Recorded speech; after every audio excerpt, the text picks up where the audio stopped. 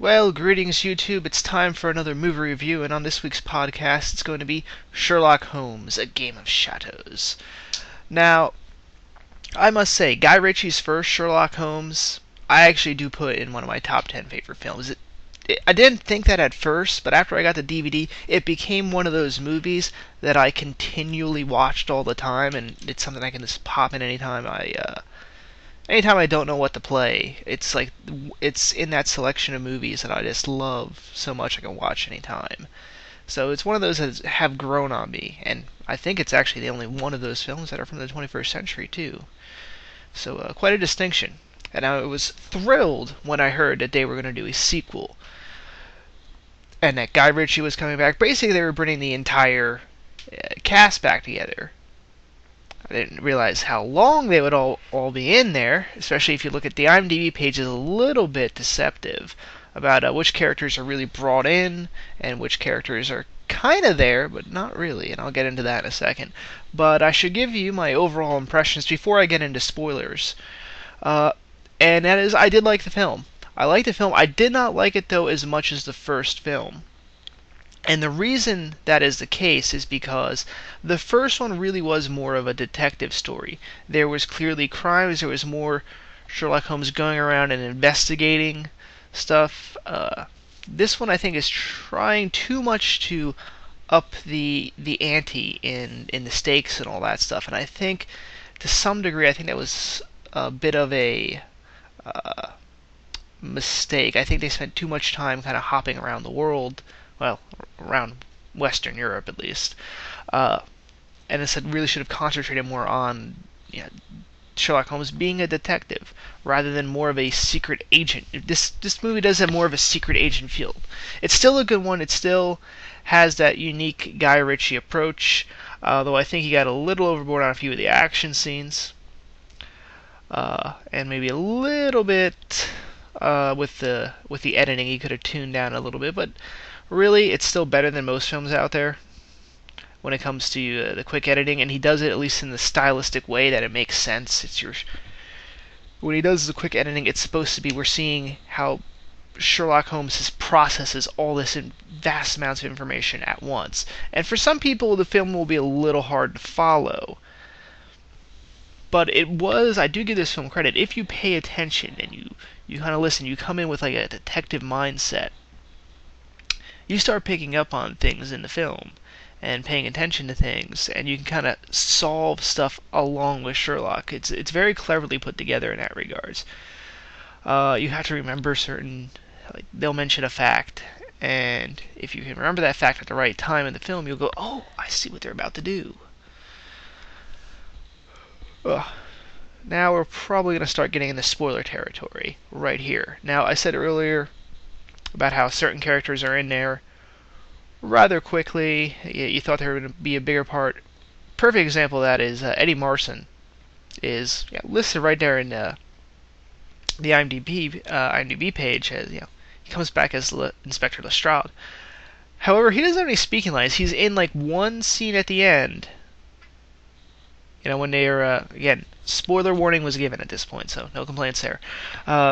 When Sherlock basically has looted all of Moriarty's fortune, he's kind of one of the guys there processing it. I think he has like a quick line. It's like, "Is that the Lux box? Oh, no, this is just page 3 or page 2." So he really has nothing more than a cameo appearance, and I kind of was hoping to see a little bit more of him because I did like how Sherlock and Lestrade played off one another. Well, more like Holmes is kind of destroying Lestrade, and Lestrade is kind of sitting there taking it. It was funny. They had it was a good screen combo of the two. So you kind of wish you saw more rather than just a cameo. But the big one I was surprised with was how they killed off Irene Adler, Rachel McAdams.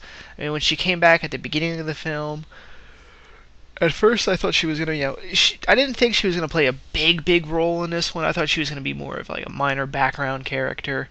Somewhat how they did with Mary's character, how she kind of took a little bit of a back seat, although she really probably played just as much a role in this one as she did in the previous film. At least screen time, I think she did. But yeah, Rachel McAdams. I mean, how we knew from the previous film she was conflicted about how she's still kind of working for Moriarty, and then she also has a love of Holmes, and it does show us right from the instance that Moriarty has some decent deductive powers, since he's able to figure this out himself and fucking poisons her. Right there in the restaurant also shows how he I love how they showed how they think, how he's like kind of like he is like Holmes, how he was able to go, oh, you want to meet in this your favorite restaurant, this public place, so you think you'll be safe.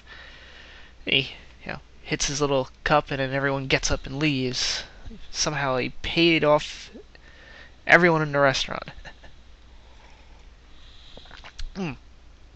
But so yeah, it really showed that he was a guy who could think ahead of time. See, he was obviously a guy who had resources. Very good introduction for a villain. I mean, the only problem is it's a bit of a jarring because everything else is so everyone else stays the same from the first film. That when he speaks for the first time, you're like, that doesn't sound like Moriarty from the last film. And that's because it was supposed to be Brad Pitt coming back as Professor Moriarty.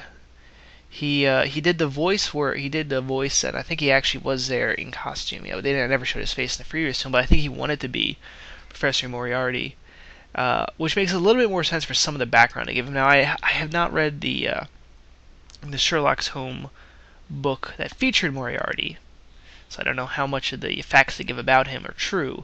But you know how they talked about he was a boxing professional and all that stuff, or he was a boxing champion.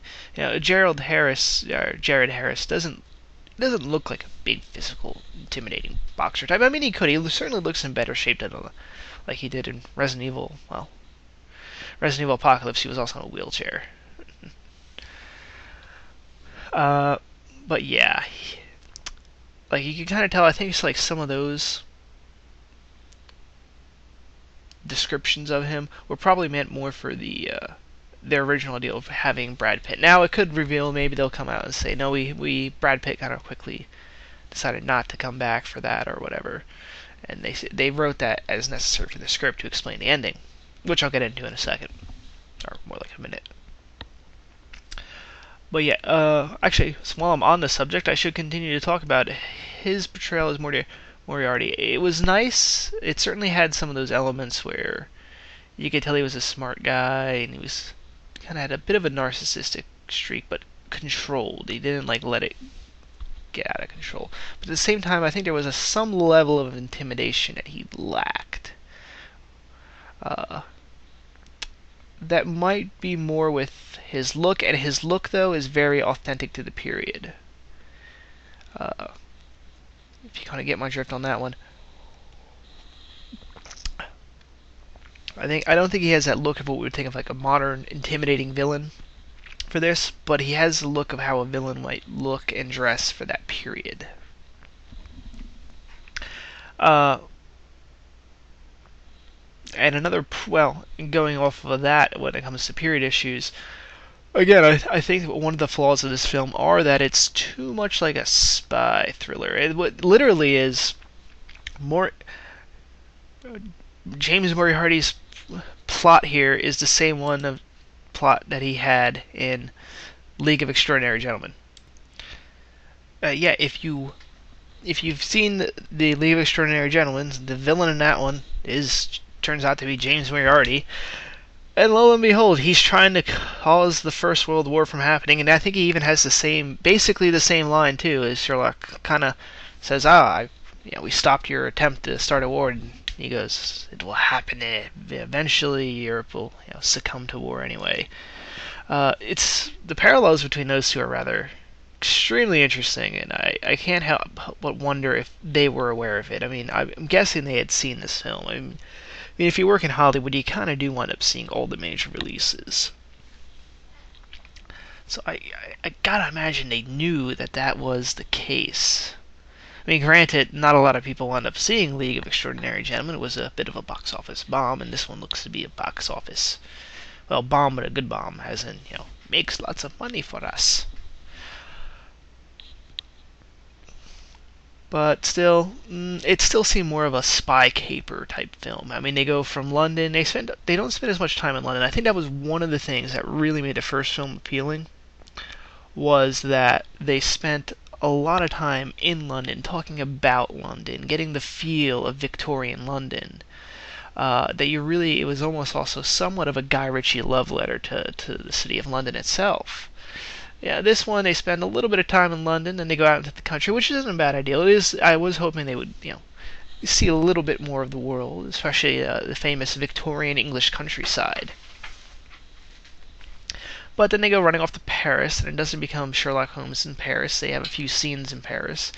It's other than when they're kind of near the Eiffel Tower. There's not too much to distinguish between Paris and London, and they wind up going off to Germany for a bit, and then finally ending up in Switzerland.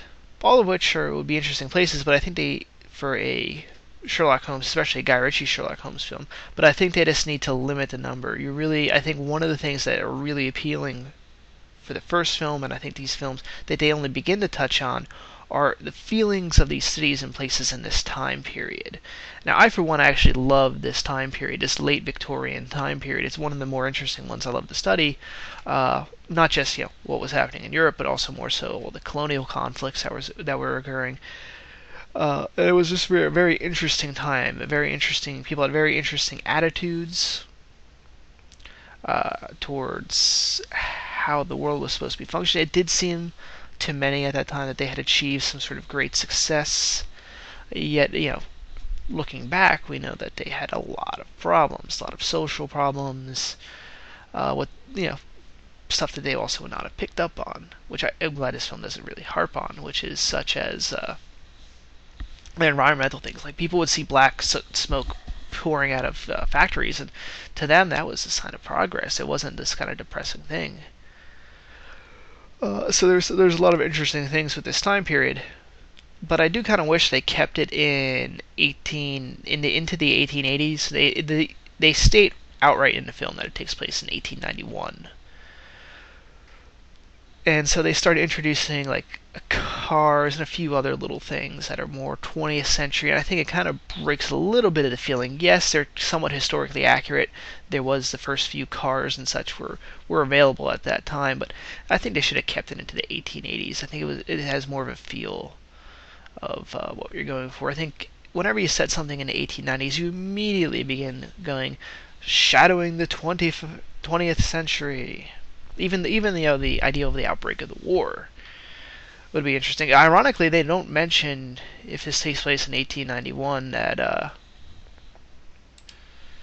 the German and the French had already fought a war against one another. And one of the things they go, there'll be war on the industrial scale. Every time they do this kind of the inevitability of World War One, it's somewhat ironic that they have all these people, because they had already not Europe, but Germany and France had gone to war.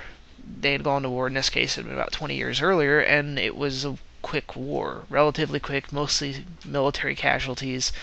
Not that high, and that's what people thought World War I was going to be at first. That it was going to be a rather quick war over in a few months. People had thought warfare, much like how we had in the late 20th century, and assumed that warfare got to the point where it gets over very quickly.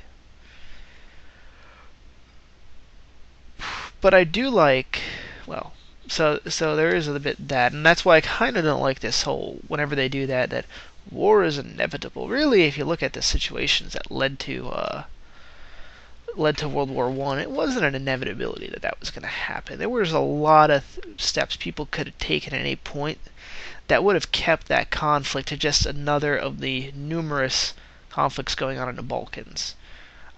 It could have stopped at a relatively minor war between Serbia and Austria, or just Serbia and Serbia, Russia, and Austria. There wasn't necessarily a need for Germany and France to get in,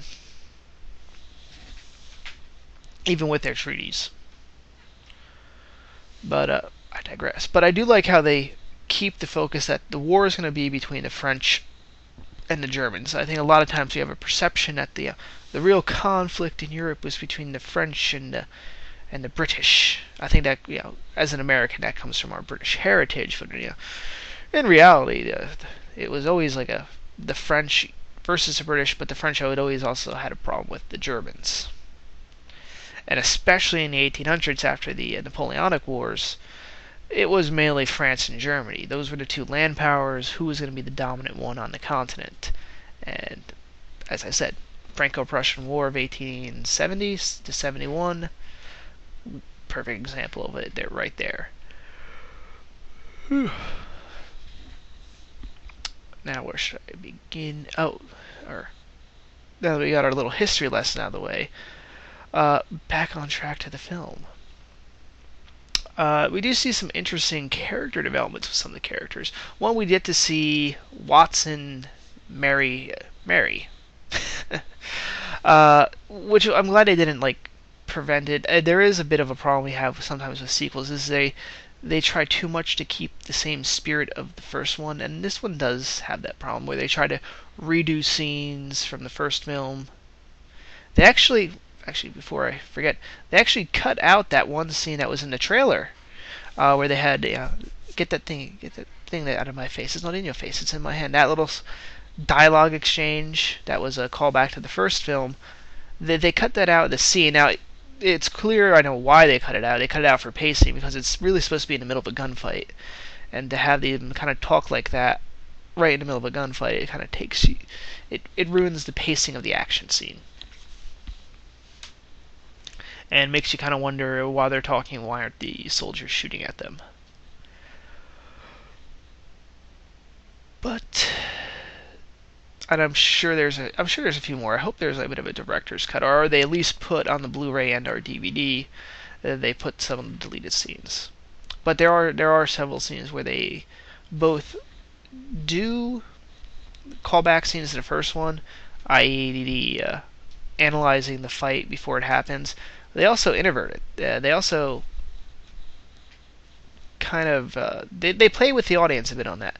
Perfect example is when he first meets our gypsy, Madame Simza, whatever her name is. It's a Roman name. He realizes there's a Cossack that is going to strike down and assassinate her, so he runs through what he's going to do. The whole, he actually explains it through how to make breakfast to himself, but hey. So he runs through that in his mind. We all see it. Then he begins to do it, and then the gypsy woman throws a knife in the Cossack, right through the first quarter of all the steps he was going to do. You kind of see he's quite surprised that this happened. So they do kind of go, hey, sometimes there's other elements that'll come into play. But they do that as the final battle between Sherlock Holmes and Moriarty is actually played out in their minds. And again, they take what he does with the whole analysis. I'm going to do this move, and then I'll do this move.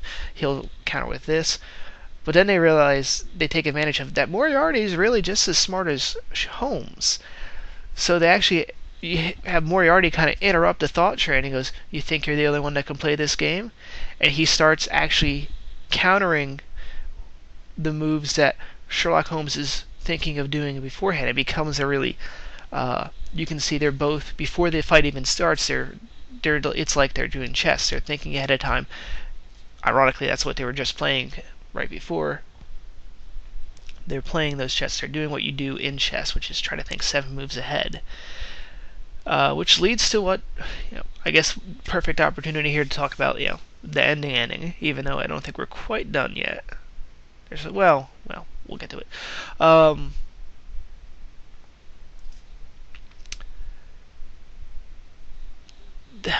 You have to kind of do the Holmes. I mean, Moriarty was kind of written to kill off the Holmes character.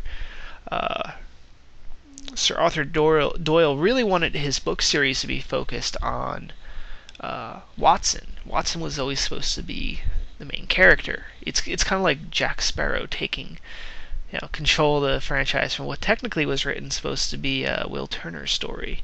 Although I think they were a little bit more aware that Jack Sparrow was the main draw. But in that story, for those of you who don't know, both Moriarty and Holmes were supposed to have fallen off a cliff and died. And of course, they do this here. In this case, it's now I haven't read that one, so I don't know all the circumstances on that. But Holmes, who was previously injured from another encounter with Moriarty, realizes even though he has defeated Moriarty's plan, he's ruined his financial empire, which kind of finally drives Moriarty over the edge. Like before, he always plays a game of shadows, hence the title, where he doesn't make any direct moves really towards Holmes. It's all chess pieces on a board. But when he finds out not only has his plan been defeated, but the financial empire he built has been wiped out, he finally decides, I'm just going to beat the crap out of Holmes and kill him right here. And Holmes cannot find a way. He knows that because he's injured, every time he runs through the scenarios in his mind, Moriarty's going to beat him and throw him off the ledge. So, lo and behold, he decides to just go with it. He grabs onto Moriarty and goes, fine. Jumps over the edge with him. Now, I picked this up. I immediately, as soon as I saw this little device, basically his brother Minecraft, played by Stephen Fry, by the way, who has a rather interesting nude scene. Apparently, Mycroft is gay. I think that was more of them writing for Stephen Fry, but I don't think that's from the book.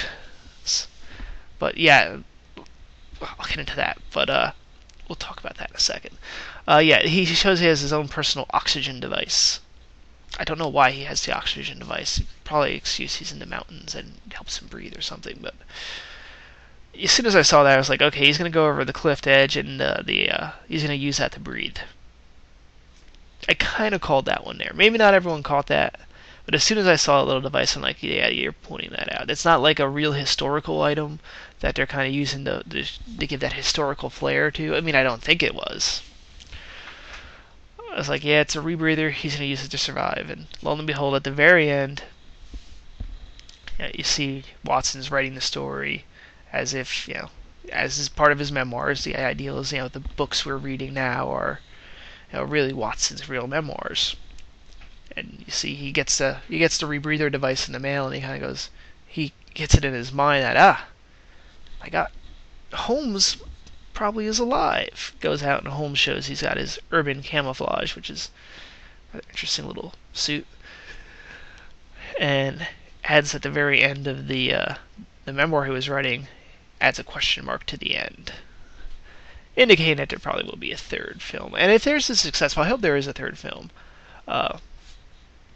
Because, I know I kind of harped on a bit of the flaws in this film. After, I guess I am being a critic, so I must criticize. Even though I'm really just a guy on YouTube rambling on for 25 minutes about a film I just saw. I'm sorry, am I getting meta there? Yeah. Because despite my whining, I actually did like this film. It was fun. It had decent action scenes. They were smart. It was a smart action movie. Not necessarily in the complexity of the plot. Big guy with owns companies wants to start war. But in how it executes that plot. The kind of the clues it leaves the audience. The kind of, oh yeah, I saw that. I noticed that happening earlier. Why didn't I pick up on that? Those kind of elements. They were fun. Again, Robert Downey and Jude Law had excellent chemistry as Holmes and Watson. Jude Law as Watson also, though, had a bit of a character development. He shows that he's kind of developing more of that Holmes ability to observe. And they do kind of question, especially at the beginning, if Holmes is a little bit completely batshit crazy. But yeah, they do show a lot.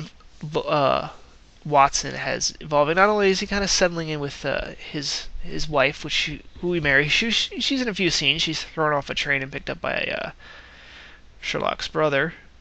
But you see that element with him is he really starts to become more of a detective himself. In fact, the end when they not resolve, but prevent the assassination attack or assassination attempt. It is Watson who has to do the deducing to figure out who is the assassin. because apparently they hint at plastic surgery being done, so the actual assassin looks like one of the ambassadors at this peace conference. So he's going to shoot one of the chancellors or prime ministers or kings in the room. Let's see here.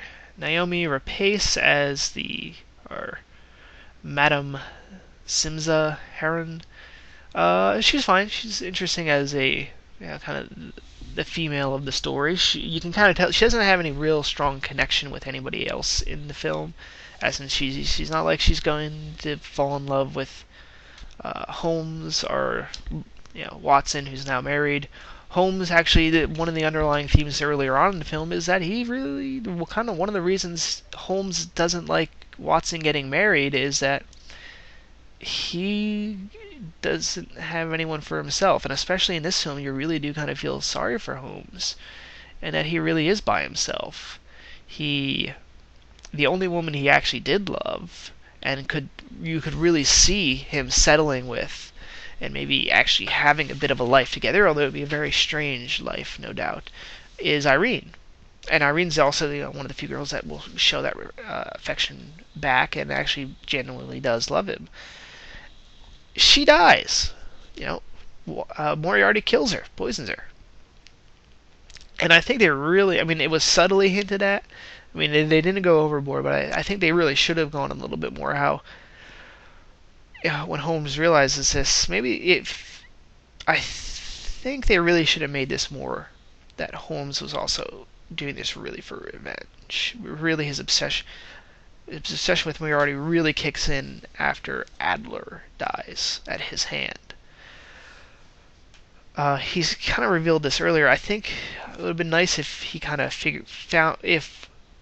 yes, he was kind of investigating Moriarty's crime spree, kind of preventing this bombing, but he really didn't get to the whole by himself alone element until after he knew that Irene was dead. He really get into the obsession after he found out she died, and this became his quest to really break this thing. It would have had a much, I think, stronger element. So I think the where they place, I don't know about where they placed, but where they had the different scenes in the film probably should have been in a different order. I think that would have helped out tremendously. But it's interesting, and I was surprised when they killed her off, especially after the first film. It did make you feel like, okay, characters might die, and they do try to. I didn't believe when they had Sherlock Holmes have kind of a death-ish scene. You kind of immediately picked up that they were going to make him pull through somehow. In fact, one person, they used the wedding gift that is basically like an adrenaline shot to wake him up, and I had guessed that that's what they were going to use, but even somebody in the audience, who I hate when people do this, shouted out, shoot him up with a shot. One of those things that people kind of figured out. But hey, try to keep this under a half hour. Already at like 28 minutes and 30 seconds. So, in the end, I do recommend seeing this film. I know I kind of harped and criticized it, but really, I think I kind of really leached in. I did like Stephen Fry's Mycroft. Who else? I think it really hit on all the major actors. I guarantee if there's a third film, we will see Paul Anderson's Colonel Morin again, because he was the only loose end from this. He kind of he kind of covers up the loose end, but then he disappears. We don't see anything happen to him. It'd be interesting if we see maybe open up the third film with them kind of tracking down Morin, or maybe he just disappears. Yeah, he is only, after all, lackey. Well, that is it for now, guys. Signing off. I might have, if I can find, maybe the Dark Knight Rises trailer was at the beginning of this movie. Though apparently Warner Brothers doesn't want people knowing about its film because they're taking all of them off of YouTube. I don't get that. Signing off, guys. See you later.